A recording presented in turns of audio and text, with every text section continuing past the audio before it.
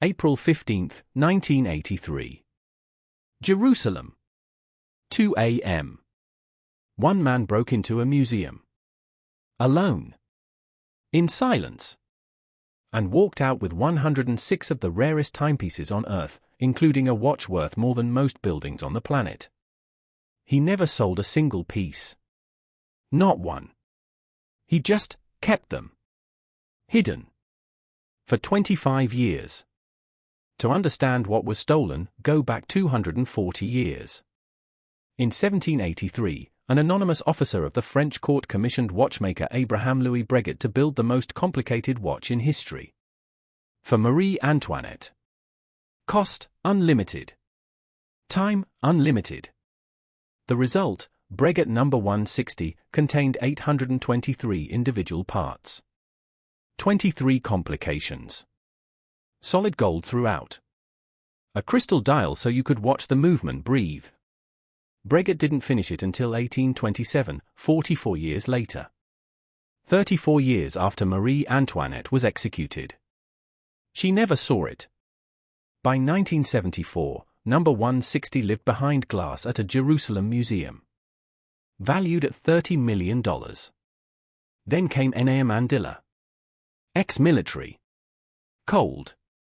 Methodical. A man who once spent 5 months digging a tunnel into a bank vault, just for the sport of it. When the museum's alarm system failed in spring 1983, Diller saw his window, literally. He bent the bars, slipped inside, and removed 106 timepieces in total silence. $30 million. One night. 0 witnesses. By morning, gone. The biggest theft in Israeli history. Interpol. Auction houses.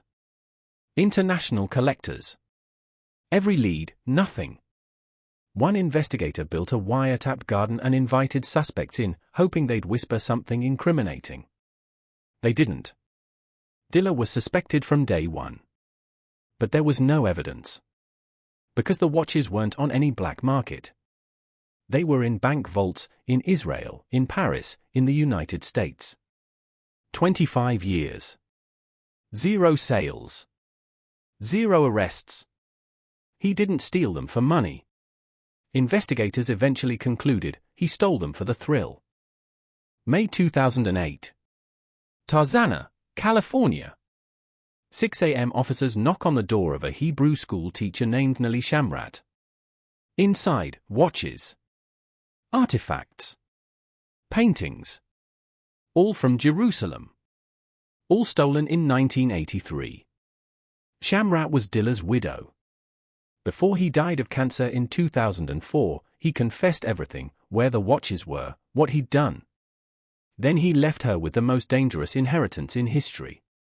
96 of 106 watches recovered. 10 are still missing. In Paris, police opened 2 bank safes and found them, 43 watches wrapped in velvet. The curator of the Jerusalem Museum wept when she held No. 160 again. Today, No. 160 sits behind bulletproof glass in Jerusalem. Valued at over $30 million. It was commissioned by a man whose name nobody knows. Built for a queen who was executed before it was finished. Stolen by a man who never tried to profit from it. Hidden for 25 years because one person simply wanted the secret. Every person in this story missed the watch. The queen. The watchmaker. The thief. Diller spent 25 years as the only living person who knew where it was. That, apparently, was enough. Some things are not made to be owned. They're made to endure. The Breguet No. 160 is on display today.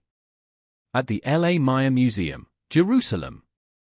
10 of the stolen watches have never been found. If you think this story was worth 5 minutes, subscribe. The next one is even stranger.